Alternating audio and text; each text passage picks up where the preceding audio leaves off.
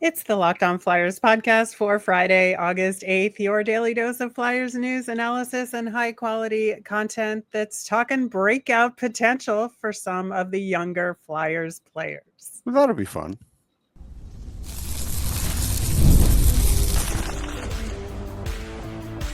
You're Locked On Flyers, your daily podcast on the Philadelphia Flyers. Part of the Locked On Podcast Network, your team every day. Hey there, and thanks for making Locked On Flyers your first listen every day. I am Rachel Donner. I've been podcasting about the Flyers, the NHL, and hockey for a decade, and I'm here with prospect expert and Flyers credentialed reporter for 20 years, Russ Cohen. Today's episode is brought to you by Gametime. Download the Gametime app, create an account, and use the code LOCKEDONNHL for $20 off your first purchase. To keep up with our latest episodes and Flyers news, you can find us at Locked On Flyers on Instagram, Threads, Blue Sky, and Twitter. And of course, here on the Locked On Podcast Network, your team every day. Russ, we, of course, have been doing our weekly poll questions for the off season and putting it out there on Mondays and talking about it on Fridays. And this week's question asked which Philadelphia Flyers or Lehigh Valley Phantoms player is most poised to have a breakout season. The options we gave y'all out there were Noah Cates, Alex Bump, Jamie Drysdale, and Oliver Bonk. So kind of two Flyers and two ostensible Phantoms for this upcoming season. And, you know, we kind of wanted to compare and contrast and all of that, and thought we would talk a little bit more in detail about what it would take for each of those four players, plus incorporate the poll results. Okay. So we are going to start off just saying, you know, in terms of what constitutes a breakout season in general. Does it have to do with point totals? Is it ice time? Is it role? Like where you are up and down the lineup? Like what does it mean? That's all of it. Point totals are always the easy thing to look at.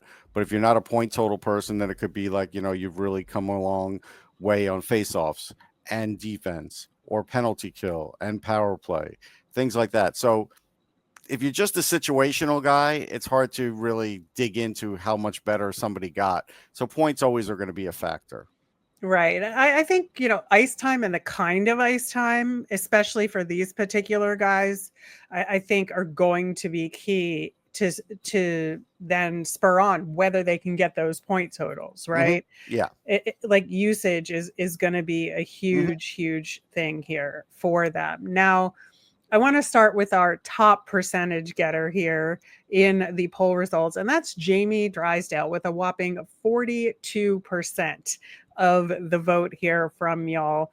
And it was very clear that everybody really thinks that he could have a great season coming up. And when you look at what he would have to do in order to get, you know, that breakout season really, you know, to come to fruition here, you look, he had 7 goals and 13 assists for 20 points this past season. You know, that's not great. You look at his best season in Anaheim where he had 32 points, and even that is under what his potential is, right? Or what we think his potential is. That's really kind of where we're at now. You know, if you're going to be a top power play guy, you got to be 45, 50 points. He's not seen anything close to that. So what that tells me is, all right, you're going to have to shoot more because he was only averaging 2.9 shots per game. You're going to have to hit the net more. You're going to, you know, his shots on goal were 34%. That's low. And he did play a lot of defensive zone time, which is great at 62, but then this is where it was warped. Only 22 in the offensive zone. Like that's not enough. So some of it's usage, but a lot of it is confidence, how he goes about his game, and just coming through. And he has to do that. But, you know, it's unfair to say, oh, I think he'll get 50 points because we've not seen anything like that out of him ever. I would have said that in his draft year, but I've lowered standards since then. Right. And you mentioned his shot attempts, right? So his shot attempts per 60, I think we're looking at two different stat sites here. So you said We are. 2.9. I pulled a 2.7 number, close enough, right? Yep. But if you look at the previous season, it was at 4.5 in shot attempts per 60. And that has to be above 4. We have to get it back Yeah. above 4 per Yeah. 60, right? Oh yeah. I mean, it's probably got to be more than that. If you're going to be on the power play and you're going to be the quarterback, you've probably got to be about 6 shots a game on average. Because Right. there's days if you have 4 power plays, you know, a top offensive defenseman could get 8, 9 shots on goal easy. Right. Now, 7 of those 20 points that he had this past season were on the power play. He had about 2 minutes and 10 seconds of power play time per game last year.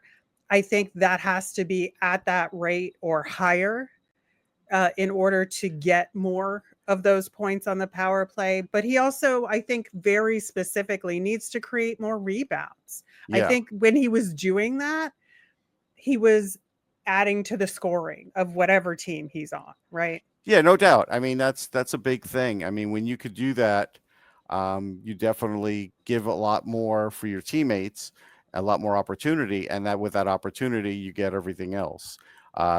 As an example, and I don't know exactly what his total shot total was, Jamie's, but I'm looking. Actually, this one doesn't have it either. I'm looking at some of the top guys in the league. I'll get you some shot totals because I don't think even he's ever reached a number where it's good enough. But it doesn't mean he can't do it this year, but it means he has to just to be in that role. But so last year, Jamie I mean, in had, his top year, he had 137 shots yeah, on it's not a goal, lot. right? And he was down to, I believe, 63 or 62 or 63 this past year.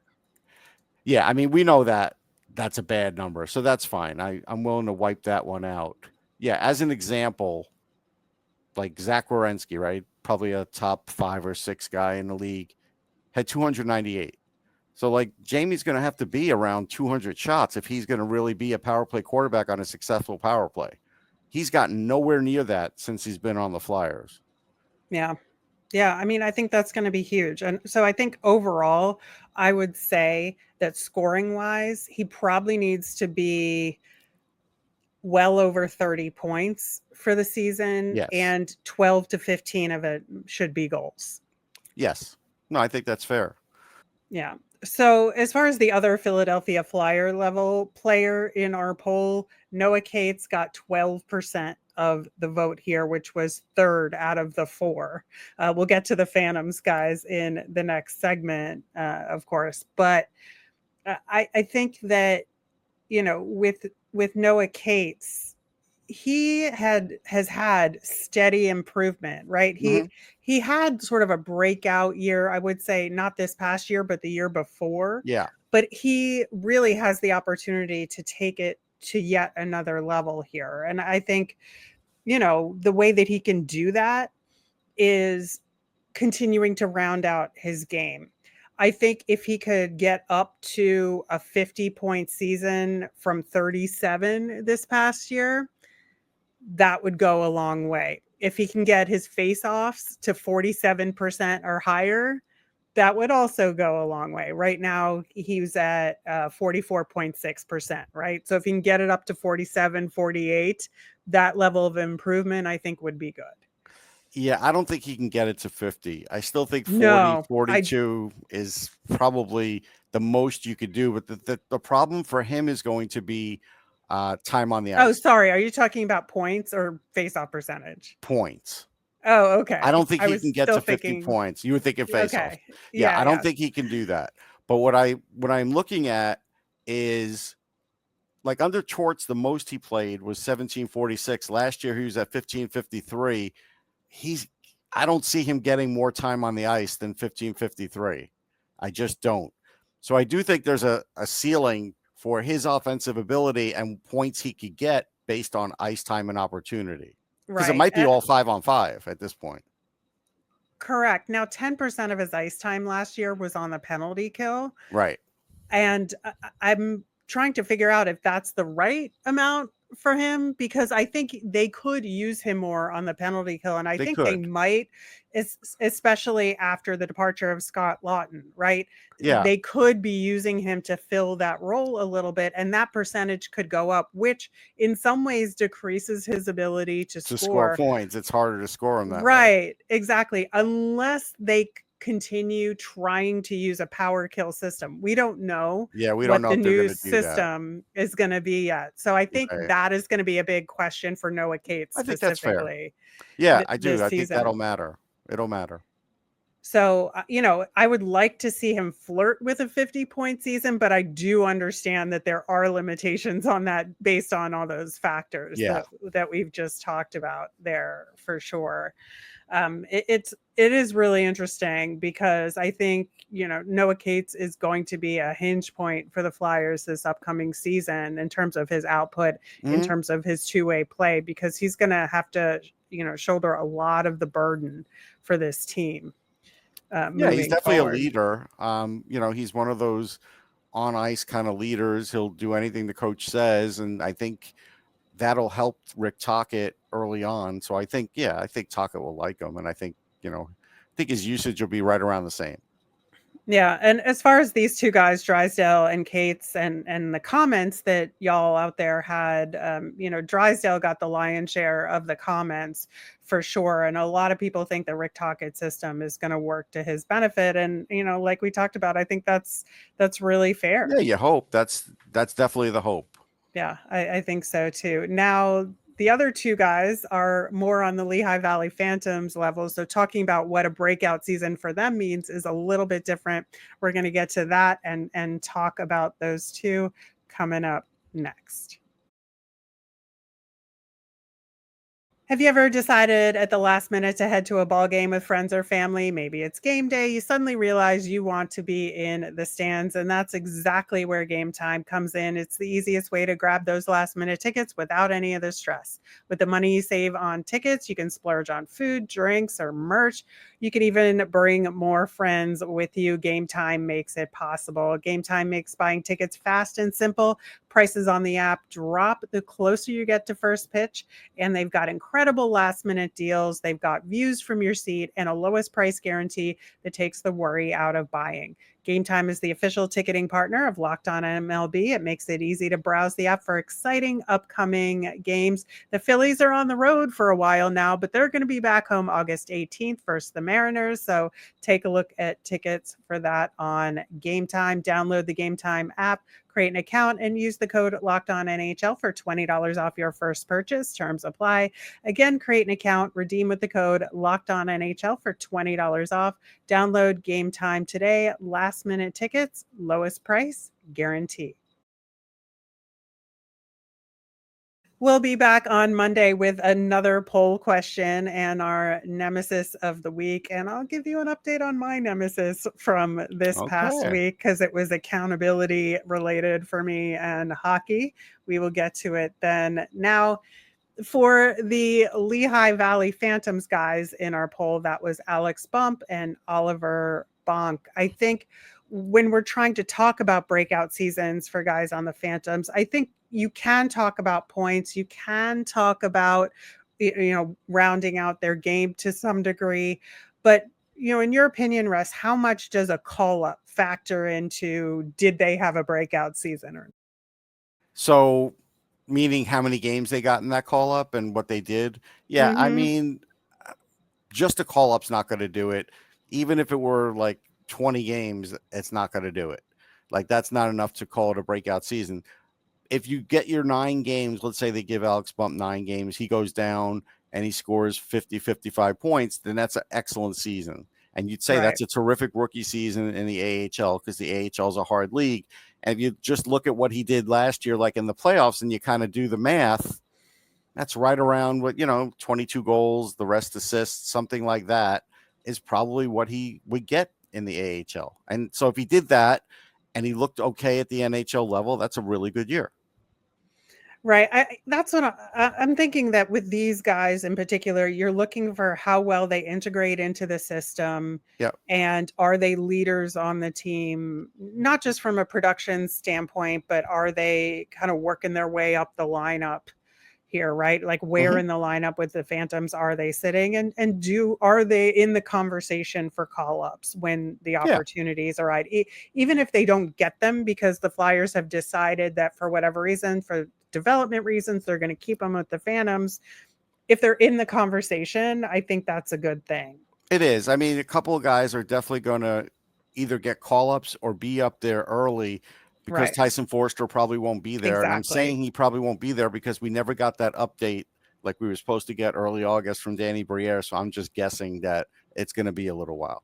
Right. Now, Alex Bump was the second highest vote getter in our poll. So we had Jamie Drysdale at 42%, Alex Mhm. Bump at 38%. And I think, there is certainly a lot of promise with him, but Sure. I do think that he himself and the organization are handling his development really well, in terms of, like, last season with him only playing for the Phantoms and Right. not doing the NHL level, burning a year of the contract because he knew that he had to adjust to the Yes. pro game, and he had not to, be punny about it, but he had some bumps, right? Right. in Which is in the expected. playoffs. Exactly. I mean, Jet Luchenko Exactly. did too. Mhm. So it's to be expected.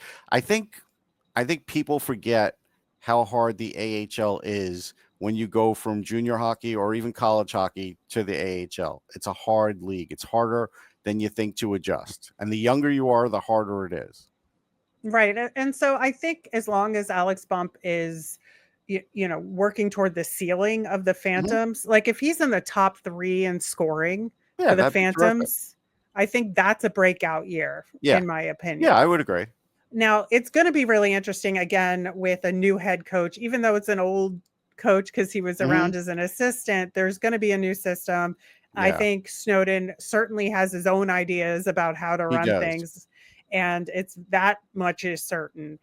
And I do think that Alex Bump is going to get every opportunity to succeed there, and they're going to Oh, yeah. use him effectively, and they're going to kind of let him loose a little bit, but make sure they're going to rein in those mistakes Right. in terms of learning how to kind of just get past guys. I Yeah. think that was part of the problem that Yeah, he had in the I think playoffs, there was right? some frustration with that, not being able to sort of shake defenders and things. Yeah. Yeah, and so I do think that there are other guys on the team that are going to challenge him as far as Oh, call for up sure. opportunities. Like, it depends on, and again with the Tyson Forster situation, I think DeWart is more Mhm. likely to make the Flyers than not. Yeah, 'cause Uh, he's older. right, but you still have Abels hanging around. You You still have do. Richard hanging around, who both Yep, had somewhat successful call-ups they to the did. Flyers last year. Devin Kaplan is going to be Mhm. working his tail off. So it's not like Alex Bump has a free and clear road. No, yeah, he doesn't. That's true. And to be honest, the coaching staff from both ends of it still don't really know him very well. Snowden has an inside track on him because at least he was there for some games, but they need to know more about him for sure. Right. And I think that, you look at the comments, there is a lot of confidence in Alex Bump's game Mhm, because of his incredible run in college. And mhm. I get that. Some think Bump will make the Flyers out of camp. I don't know that that's possible, and I don't Yeah. think he thinks that that's the Yeah, right like I said, he path might for get his him. 9 games because there's an injury and he looks okay enough Mhm. to kinda keep him up, but that still doesn't mean he'd stick. Right. I thought an interesting comment from El Camo 11, who voted for Alex Bump because he says, I think he'll play in the AHL and be really good, but Drysdale would be the most consequential on the list to break out, which I think is a really good way of looking at it. It is because, again, it's a contract year for him. So, Yep. he's motivated to do it for sure. Right. Now, Oliver Bonk was the lowest percentage getter in this poll at 9%. I think it makes sense, but I also think that, the blue line in Lehigh Valley, took a big hit this It offseason in did. terms of veterans going away. this summer, and so I think he's going to be a key part of the blue line in Lehigh Valley, and so he's going to have to make that tough adjustment to the pro game while providing all of the things he does, offensively as a defenseman, right? Yeah, I think it's going to be hard at the beginning. He's 6'2", 180. He needs to get physically stronger. And so we'll see, even if he comes in at 6'2", 190, the man strength's probably not all there yet. And you're going to be facing guys now that are, in their mid to late 20s and older. That's hard. And if you're going to be on the second pair, let's say they start him off on the second pair, you're going to face a lot of good players. So, and a lot of physical players. Not to saying that junior hockey is not physical, it is, but to this level, no, it's not. It's not even right. Not even and so for me, I'm not looking at any point totals for him. I'm looking for how does he look with the puck? How does he look away from the puck? Where does he fall in the Phantoms lineup? And, is he being put out there in key situations? Yeah, I think that's a big thing. Give him 17 minutes a game, see how he does with that. Don't, overload him. And he, honestly, he's not a terrific power play guy anyhow. So if he's not on the power play, if Andre's down there, he's the power play guy. So for sure. So that takes care of that anyhow, which in a way would be the best thing. Really, you don't want to add that to his list of things that he has to sort of get used to. No, he should get like some time on it, but not important time, not a lot, just to get his feet wet a little bit. But that's fine. But I don't think he should be any part of Power Play One. That is for sure. Olsen Math commented, "I voted Bonk because I think Drysdale and Bump will underachieve and Cates will be his same old self. So Bonk will have the breakout season compared to the others." And that's possible. That is possible. That's why we gave you these options. Yeah, sure. I mean, weirder things have happened. That's for sure. All of these guys have an opportunity to have breakout seasons for the Flyers and take on new and different roles and make those adjustments, especially on the AHL side. But a couple of you had some other ideas for different guys. We're going to talk about them and do a preview of the Hlinkka Gretzky Cup, kicking off next year's draft coverage, kind of unofficially. Yeah, we're going to do that. Yeah, we're going to do that coming up next.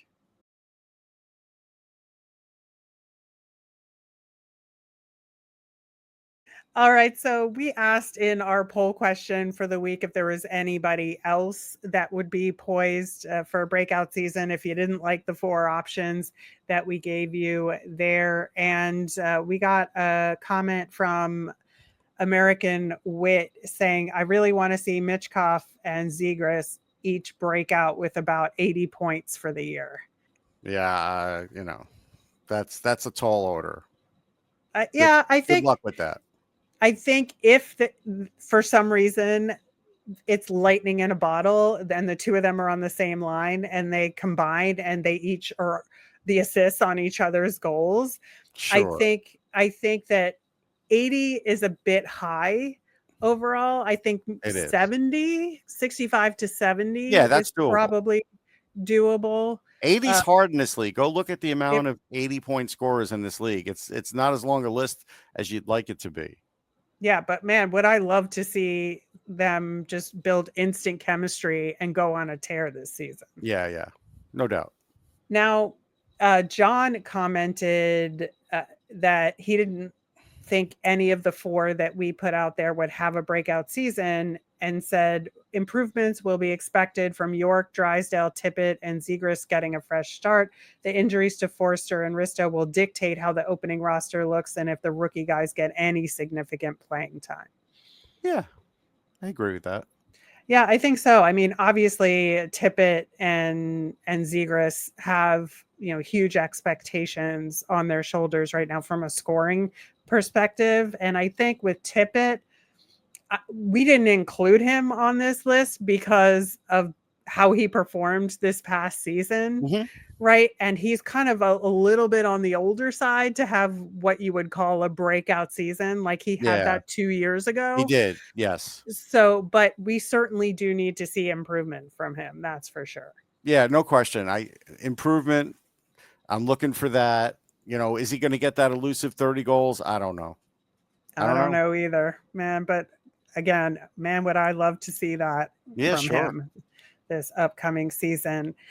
So the Hlinkka Gretzky Cup is August 11th through 16th. It's taking place in Czechia and Slovakia this year. It's a U18 tournament that is the first look for this upcoming draft year for some of these guys on the big stage, that they are, the focus now that the previous draft class has already gone this year. And I think it's a really interesting tournament just because it gives you a sense of who these kids are on a bigger stage. The international teams, at least Team Canada and Team USA, kind of structure these teams a little bit differently than the European teams do, much like the World Junior Summer Showcase. Yep. It's more of like a tryout tournament than a real team versus like U18 Worlds that are. But it'll be heavily scouted. Road. Like this one counts a lot more than the Summer Showcase as far as like from a scouting standpoint, because this is kind of like, listen, scouts have seen these guys for years. It's not like the first time they've seen them. I've seen some of these guys for a little while, not like all the other scouts. This is when I start to get familiar. But this is where, for this year, you start to do the baseline for this year's draft. That's the important thing. Right. It does give you a really good baseline. Team Canada won this tournament last year, but again, this is the kind of tournament where the turnover is huge from year to year. So you can't really look at the previous year's results. The potential winner is, and I'm not going there. Gavin McKenna won't be in it. He's aged out. So for people looking to see Gavin McKenna, you're not going to see him. Wait for college hockey. But there are some guys. That I mean, one of the really most exciting is Tynan Lawrence for Canada. He won a Clark Cup with Muskegon. He was the top scorer in the playoffs. Guy's got a tremendous wrist shot. He's great in transition. He really is just an exceptional skater. His passing's great. So I expect him to have a big tournament. And by big, I mean, well more than a point a game. If he was like 1.5 to 2 a game, it would not shock me. So that's a big name. Another name, and this one is an interesting one in the sense that Blake Zielinski, he's out of Berlin, New Jersey, played with the Flyers Elite. He's a right winger, was in the USHL last year. He's really good. I've watched him. He's got a really good shot. He's known for being smart. Coaches really like him. He's a really good skater, above average skater, excellent, I'd say above average shot.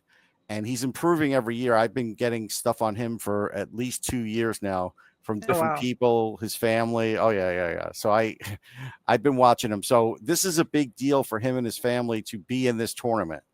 A really, really big deal. I'm sure the Flyers know all about him since he's a local guy. So he's a good name to watch. Jack Hextall is another guy. I watched him last year at the Fall Classic with Youngstown. He was on top line right wing. I remember him smacking the ice, wanting the puck even then. So he's one of those guys that wants the puck, wants to score, wants to be the man. And he scored on like these low shots, which is, I told you, goalies have a hard time with that sometimes because there's a lot of guys that go high, right? Everybody's trying to go high a lot. So when you could do like a low shot from your spot on the ice, sometimes that could really foul up a guy. So he's another one that could to get some points. And Jackson Williams is another player to look out for. There's a bunch. It's on NHL Network. I don't know if they'll show every game, but set your DVR. It's worth it. Yeah, I know they're showing the USA games on NHL Network, and I forget which Canadian network is covering it. I think it's Sportsnet, but it could. It could be. TSN does show a fair amount. They do show a fair amount of junior hockey too. So I'm not sure. I'll get feeds from other things so that I could see certain guys. So I'll compile a list, but I won't be doing early rankings like some other scouting services. It's too early for me. Well, I'm excited to get going on next year's draft coverage because that's what we do. It's a blank spreadsheet, Rachel. It is. I always like starting the new spreadsheet for the next year. All right, that will do it for today's show. We will be back Monday with our nemesis of the week and a new poll question and so much Flyers content. As a reminder, we always want to hear from you. If you've got mailbag questions or Flyers thoughts, let us know on any of our socials at Locked On Flyers. You can email us at lockedonflyers@gmail.com or comment on our YouTube channel. I'm Rachel. I'm on Blue Sky and Twitter at rmiriam. That's RMIRIAM. I'm Russ. I'm at Sportsology on the same socials, SPORTSOLOGY.